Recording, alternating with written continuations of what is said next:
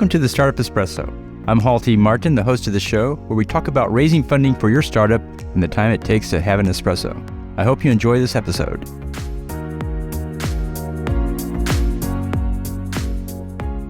Hello, this is Halty Martin with the Startup Funding Espresso, your daily shot of startup funding and investing. In running a startup, it requires a complete team. Someone is building it and someone is selling it. In the early stages of a startup, the founder is doing one of these and the co-founder is doing the other. Founders should look for co-founders whose skill complements their own. Since there's no revenue, equity is used to compensate the founder and co-founder for their early work. Founders must split the equity with the co-founder.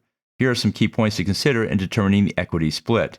Keep the big picture in mind when determining the co-founder's value. Startups take many years to build and then sell, so decisions should be made on long-term value, not just short-term job duties. The equity split must be compelling enough to both co-founder and founder to motivate a strong contribution. Investors will look at the equity split to see if the key players are adequately motivated, and focus on skills and execution rather than ideas and hours worked. Make sure you vest the co-founder shares over a 4-year period.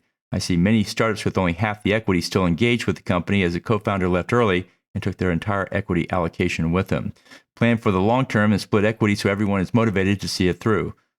Thank you for joining us for the Startup Funding Espresso, where we help startups and investors connect for funding.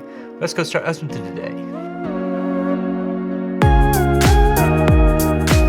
Halty Martin is the director of Investor Connect, which is a 501c3 nonprofit dedicated to the education of investors for early-stage funding.